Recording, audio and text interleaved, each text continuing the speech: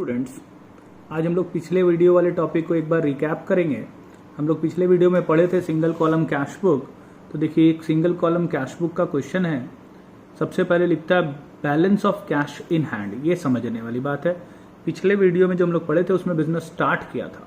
तो business start किया था, घर से पैसा लाया था, तो हम लोग यहाँ पे लिखे थे टू कैपिटल। लेकिन इसमें पहले से है, तो यहाँ थोड़ा सा चेंज हो जाएगा। अप्रैल 1 को लिखेंगे टू बैलेंस ब्रॉड डाउन। पहले से रहेगा तो टू बैलेंस ब्रॉड डाउन 50,000। अगर नया आएगा, घर से लाएगा, तो लिखेंगे टू कैपिटल, और अगर पहले से रहेगा तो टू बैलेंस ब्रॉड डाउन। उसके बाद नेक्स्ट देखते हैं। तो लिखता है परचेज गुड्स फॉर कैश ₹22,000।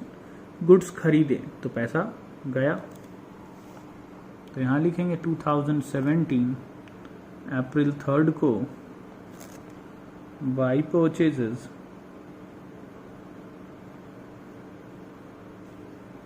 $22,000।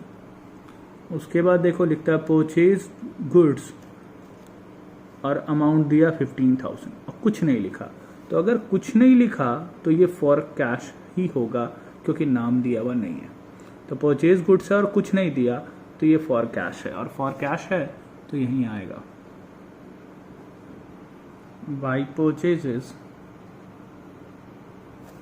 15,000।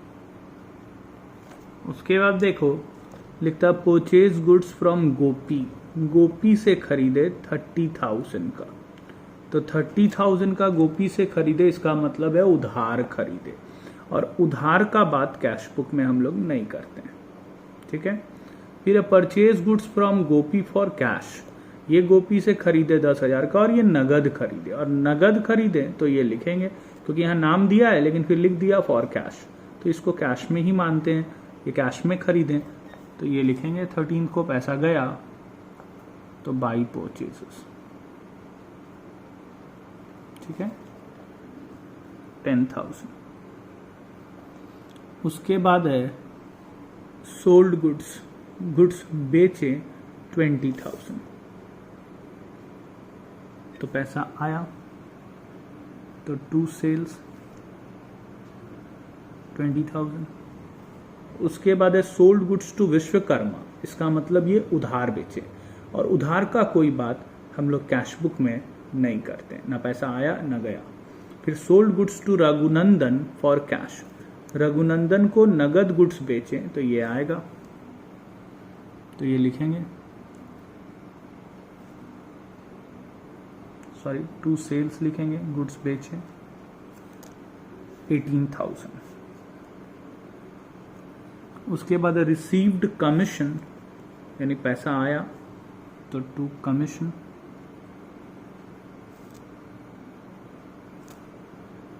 5,000।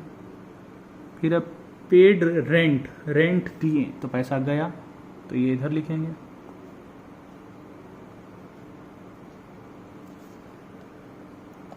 $10,000। अब और एक भी पॉइंट नहीं है, तो अब उसी तरह टोटल करेंगे। इधर टोटल रिसीट्स, इधर टोटल पेमेंट्स।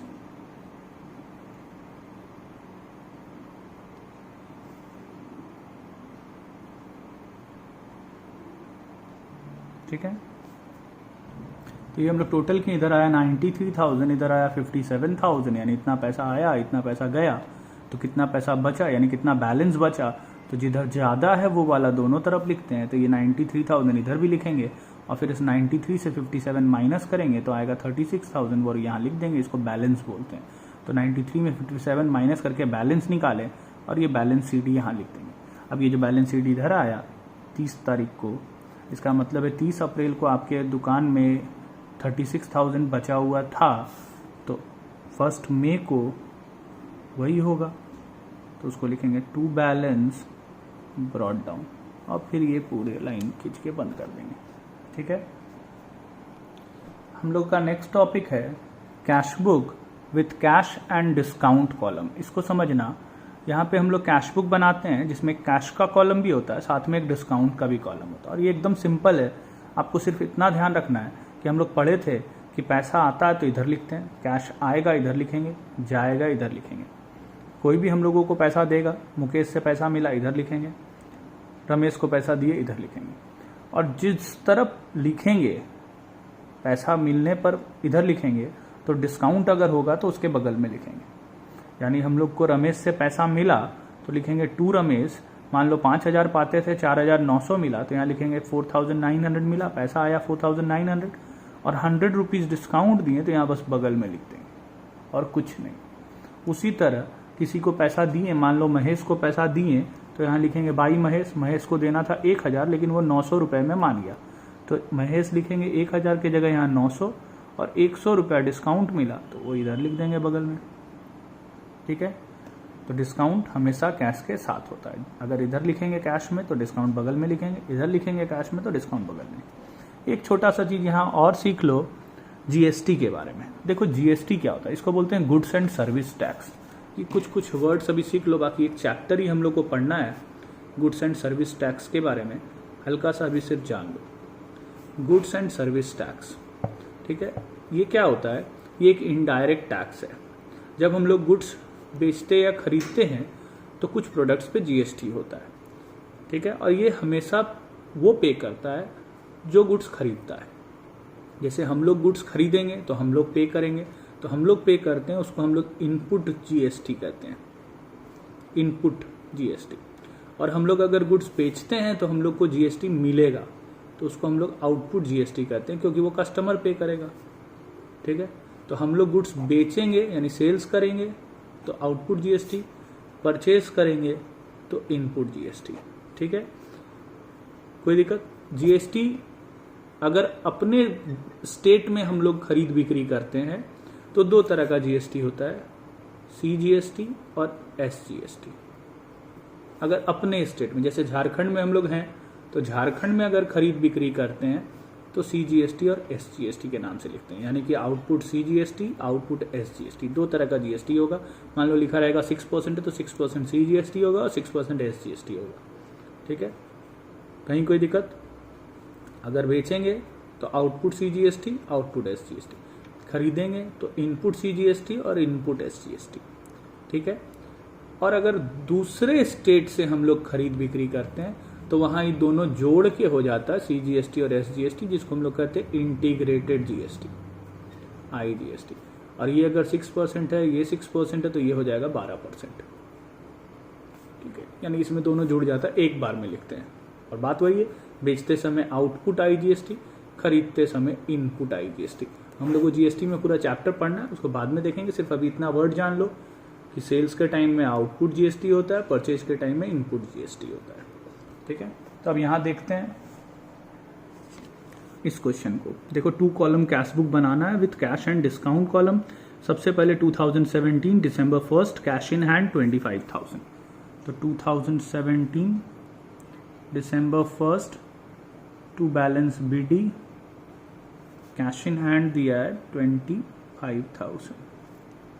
उसके बाद है कैश सेल्स, तो कैश सेल्स है तो यहां लिखेंगे पैसा आएगा तो 2 सेल्स 40,000 का बेचें। देखो 40,000 का बेचें, अब बगल में लिख दिया जीएसटी है 6%। तो अब गुड्स बेचेंगे तो आपको जीएसटी मिलेगा, और जीएसटी मिलेगा तो यहां लिखेंगे to output CGST account to output SGST account. ठीक है, और 6% इसका लगा देंगे। सिंपल है, गुड्स बेचें, पैसा आया, कस्टमर से पैसा आया तो जीएसटी लगाएं, उसका भी पैसा कस्टमर से हम लोग लेंगे, तो उसको लिखेंगे output CGST and output SGST. ठीक है, देखो यहाँ सीजीएसटी 6%, आउटपुट एसजीएसटी 6%। बेचते समय आउटपुट लिखते हैं। Receive from X on behalf of Y, X से पैसा मिला वाई के बदले, तो एक्स से पैसा मिला वाई के बदले। पहले तो ये समझ में आया पैसा मिला यानी पैसा आया, अब वाई के बिहाफ में आया तो वाई का नाम लिखेंगे। हम लोगों को पैसा कौन ला के दिया उससे मतलब नहीं है, किसके लिए पैसा मिला उससे मतलब है। ठीक है, फिर अब paid to Sompal and discount received, तो सोमपाल को पैसा दिए, पैसा आया कि गया? पैसा गया तो सोमपाल को पैसा दिए, तो यहाँ लिखेंगे बाई सोमपाल, और सोमपाल को पैसा दिए हम लोग 4900, ठीक है। और लिखता है डिस्काउंट रिसीव्ड है देखो 100, तो अभी बताएं अगर पैसा गया इधर लिखेंगे तो डिस्काउंट बस उसके बगल में लिख देंगे और कुछ नहीं करना। डिस्काउंट का सिर्फ इतना सा काम है, अगर यहाँ 4900 लिखे तो बगल में 100 डिस्काउंट लिख देना।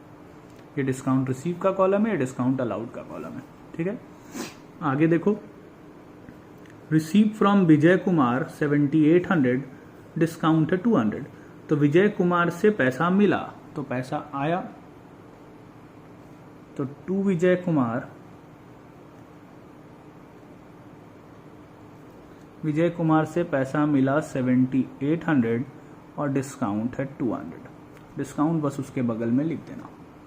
फिर अब bought goods for cash, CGST और SGST भी है 20,000 का, तो 20,000 का गुड्स खरीदें तो लिखेंगे बाई परचेजेस 20,000, और इसमें CGST SGST भी है, तो अभी बताएं खरीदने के टाइम हम लोग लिखते हैं इनपुट CGST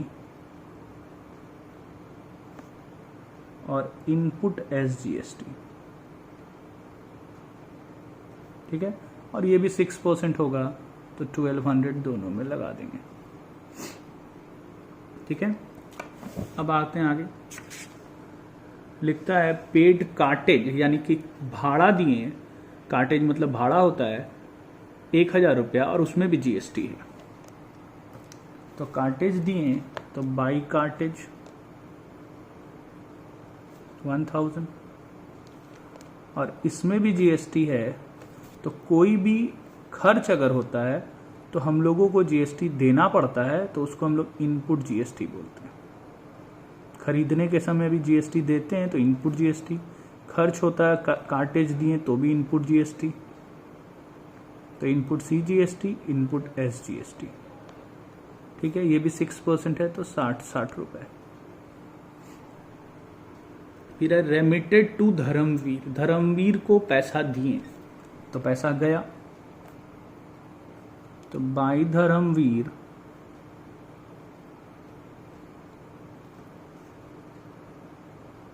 जगह थोड़ा कम है, आप लोग थोड़ा इसको बड़ा रखिएगा तो अच्छे से लिख पाएंगे।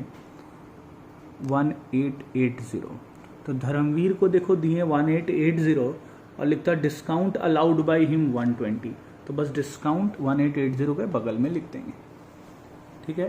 फिर नेक्स्ट है received money order from Mohan, MO का मतलब होता है मनी ऑर्डर, मोहन से मनी ऑर्डर मिला, तो मोहन से मनी ऑर्डर मिला 500 का, तो पैसा आया, तो यहां लिखेंगे टू मोहन 500 रुपया, उसके बाद देखिए बोरोड फ्रॉम महावीर, महावीर से लोन लिए, तो लोन लिए तो भी पैसा आया, तो to loan from Mahavir, Mahavir से लोन लिए हम लोग 7500। फिर received from Bhushan 3900, discount allowed 100, Bhushan से पैसा मिला तो पैसा आया, तो फिर टू भूषण 3900 और डिस्काउंट अलाउड है तो डिस्काउंट बस बगल में लिख देंगे। अब फिर देखो लास्ट पेड टू ललित, यानी ललित को पैसा दिए तो पैसा गया, ठीक है। 2700 दिए in full settlement of his account of 3000, तो ललित को पैसा दिए तो पैसा गया 2700 इन फुल सेटलमेंट ऑफ 3000, यानी डिस्काउंट हो गया 300। ललित को देना था 3000 और वो 2700 में मान गया, तो 300 डिस्काउंट हो गया, ठीक है। कोई दिक्कत? तो अब हम लोग इसको टोटल किए हैं, तो देखो इसका डिस्काउंट टोटल आया 300 और ये टोटल आया 93,500, ये आया 520 और ये आया 33,000। अब हम लोग वैसे ही बैलेंस करेंगे, तो ध्यान रखिएगा कि डिस्काउंट कॉलम कभी बैलेंस नहीं होता है, तो ये इधर 300 था, ये 300 रहेगा, ये 520 था, ये 520 रहेगा, इसको कोई बैलेंस नहीं करना। लेकिन कैश कॉलम में देखो इधर है 93,500, इधर ज़्यादा है तो ये 93,500 इधर लिखेंगे और फिर इसमें से बैलेंस कर देंगे तो ये आएगा 60,500, यानी हमारे पास कैश बचा हुआ है 60,500 31 दिसंबर को। अब जो 31 दिसंबर को बचा है जनवरी में वही रहेगा, तो यहाँ लिखेंगे 2018 जनवरी 1 टू बैलेंस ब्रॉट डाउन 60,500, ठीक है। और फिर ये बंद कर देंगे, तो ये बन गया हमारा पूरा क्वेश्चन, ठीक है। इसको घर पे आप बनाइए ज़रूर से, फिर हम लोग नेक्स्ट वीडियो में आगे पढ़ते हैं।